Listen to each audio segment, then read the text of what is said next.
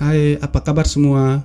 Hari ini kita akan membahas tentang Ragnarok, yaitu perang terakhir antara ras raksasa dan para dewa Nordik, atau bisa dibilang gambaran kiamatnya bangsa Skandinavia, di mana para dewa dipimpin oleh Odin dan para Jotun atau raksasa dipimpin oleh Loki.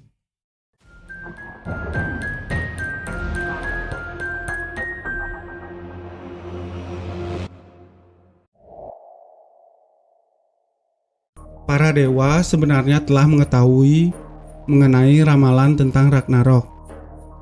Salah satu pertanda adalah lahirnya 3 anak dari Loki yang menjadi iblis terkuat sepanjang sejarah.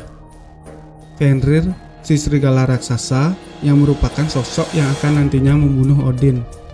Jormungand, si ular raksasa, dan kemudian Dewi Hel, penjaga negeri orang mati. Menurut ramalan, merekalah yang akan membunuh para dewa Esir yang tak tertandingi itu. Makanya, pada saat mereka masih kecil, para dewa membuang mereka bertiga. Fenrir dirantai dan diberengus, Jormungand dibuang ke dalam laut, dan Dewi Hel dibuang ke dunia kematian atau Niflheim. Pertanda kedua, kematian dari dewa Balder, yaitu anak kedua dari Odin the God of Father, menyebabkan Loki sang dewa penipu yang terlibat langsung dalam tragedi itu harus dihukum dengan sangat sadis oleh para dewa. Loki dihukum dan diikat di sebuah batu dalam Niflheim dan menunggu di sana sampai Ragnarok akan tiba.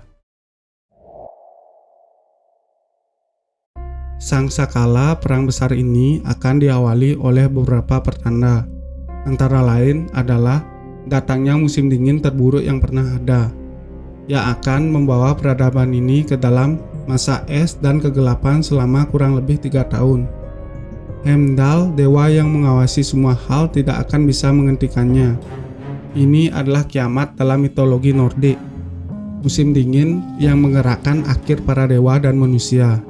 Ini tidak akan menjadi musim dingin yang normal, melainkan serangkaian musim dingin yang berurutan. Musim dingin demi musim dingin, tidak akan ada musim semi atau musim panas. Manusia di seluruh Midgard akan kedinginan dan kelaparan. Mereka akan memulai merebutkan makanan yang sangat terbatas. Pertengkaran dan permusuhan akan terjadi di antara keluarga dan sahabat. Tidak akan ada lagi moralitas dan keadilan di masyarakat. Orang tua akan membunuh anak-anak mereka untuk bertahan hidup dan akan menyaksikan anak-anaknya saling membunuh. Musim dingin berturut-turut ini akan menimbulkan kekacauan di seluruh dunia. Orang-orang yang tersisa akan hidup seperti binatang buas.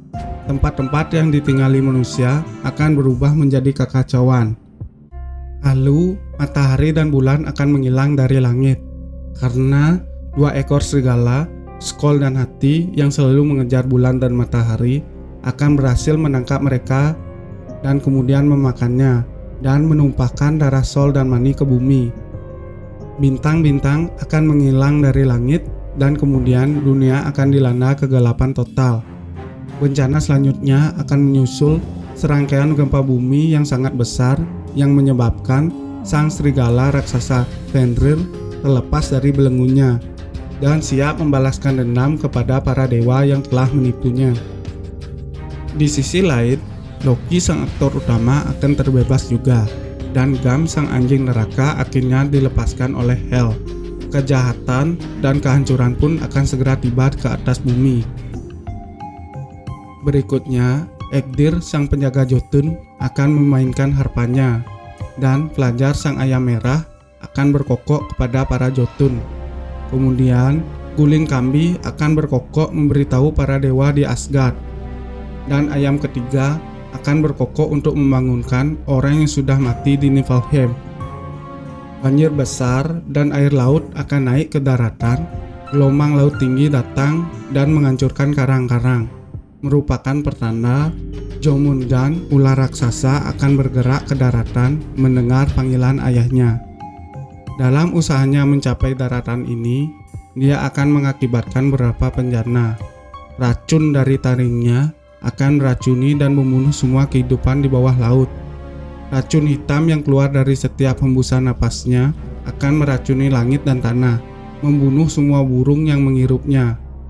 Mayat para ikan dan burung akan hanyut ke tepi laut di antara bisa racunnya, dan kemudian semua orang yang melihat anak-anak Loki akan melihat akhir dari segalanya.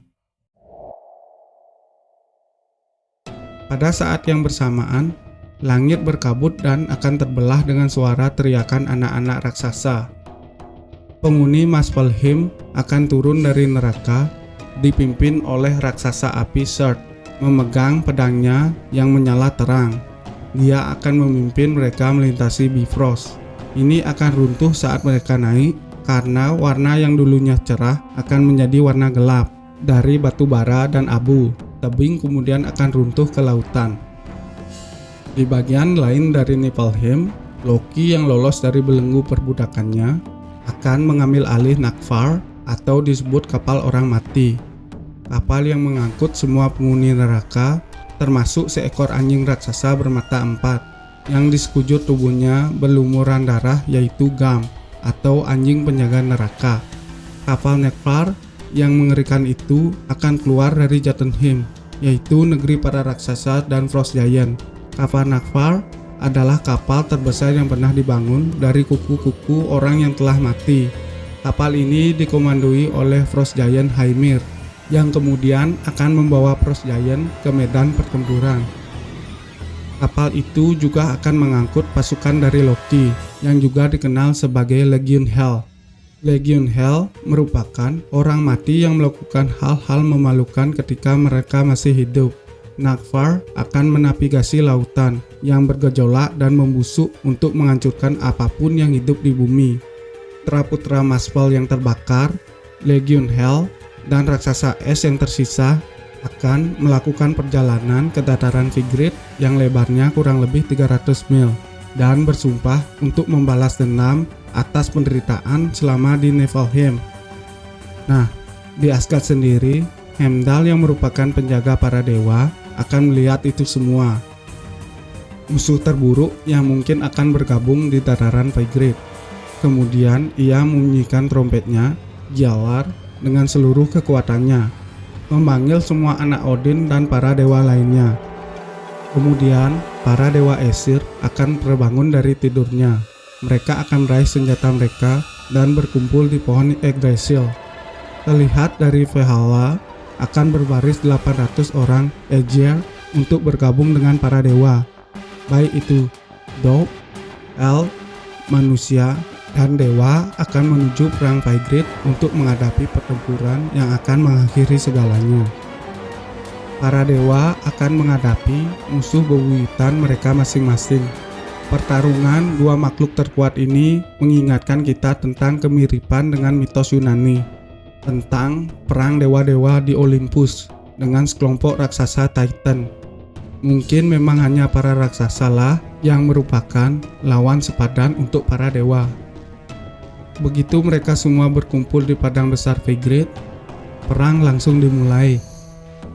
Raksasa api Surd segera mencari Freyr yang tidak memiliki senjata karena pedangnya telah diberikan kepada istrinya Gerda. Di sini sangat terlihat Freyr bukanlah tandingan Surd, dan Freyr akan menjadi dewa yang pertama jatuh. Dewa ini akan langsung terbunuh oleh serangan pedang api Surd.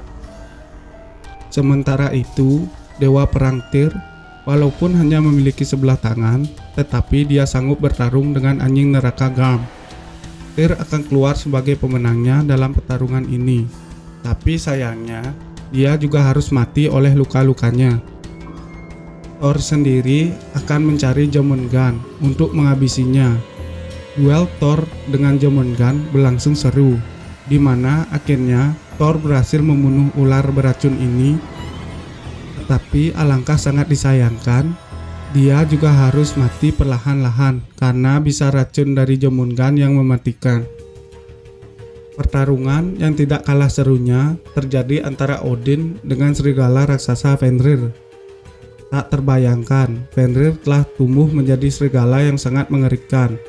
Bahkan ukurannya lebih besar dari matahari dan bulan.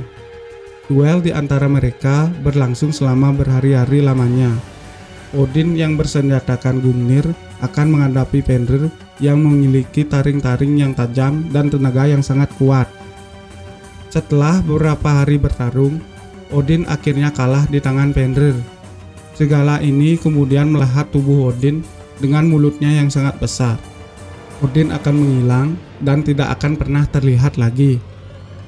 Vidar yang merupakan anak dari Odin akan menyaksikan dengan ngeri saat Fenrir membunuh ayahnya. Vidar memiliki sepasang sepatu, yang satunya normal dan yang satunya lagi tidak normal. Sepatu abnormal ini diciptakan sejak awal waktu kelahirannya. Dengan kemarahan yang membara, dia segera melompat ke arah Fenrir dan kemudian menggunakan sepatu ini untuk menahan mulut Fenrir yang terbuka dan kemudian memegang rahang atas Fenrir. Dengan hanya menggunakan kedua tangannya, dia merobek-robek rahang Fenrir yang seketika membunuh makhluk ini. Di sisi lain, Loki akan berhadapan dengan Heimdall, rival beratnya. Heimdall yang selalu mengagalkan setiap usaha Loki untuk melarikan diri dari tindak kejahatan terdahulu. Pertempuran ini akan menjadi pertempuran paling seru, karena keduanya sudah saling memendam kebencian yang sangat amat besar. Loki bertahan dengan darah di pedang dan tangannya. Heimdall tidak akan jatuh, tetapi dia akan berdiri tegak dengan pedang di tangannya. Heimdall dan Loki akan saling bertarung untuk terakhir kalinya, dan mereka akan saling melukai satu sama lain. Tetapi keduanya akan sama-sama mati dalam pertarungan ini. Setelah perang berlangsung sekian lama, raksasa api Surd tanpa memperdulikan lawan atau kawan akan menyulut api pada pohon Yggdrasil. Dengan pedang apinya tersebut, dia mulai membakar seluruh dunia. Surd yang ada di awal penciptaan memilih untuk membersihkan dunia ini kembali. Semua akan terbakar dalam apinya dan hanya abu yang tersisa.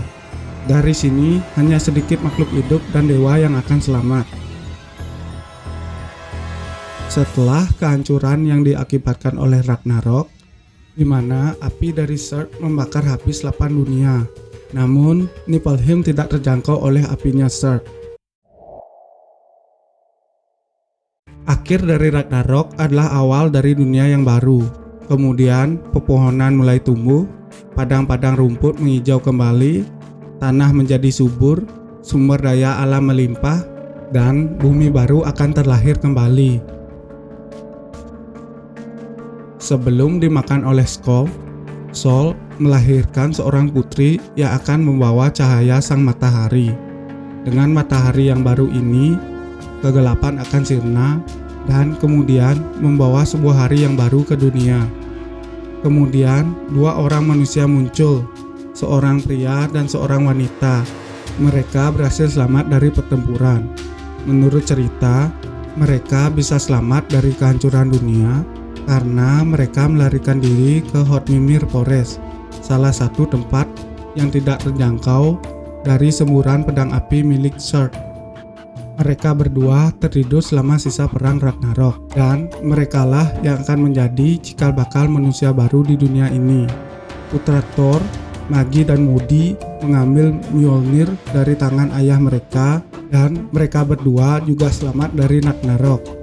Era baru dewa-dewa dimulai, dan mitos tentang Ragnarok berakhir di sini. Manusia dan dewa serta makhluk hidup lainnya akan hidup harmonis dan berdampingan. Dan kemudian semua kebencian akan sirna. Sumpah, ini sih keren banget. Kalau saya ada salah pengucapan dan ada cerita yang kurang, atau kalian ingin menambah dan merevisi cerita yang ada di video ini, mari kita diskusi di kolom komentar. Sekali lagi terima kasih sudah menonton. Jangan lupa like, komen, dan subscribe.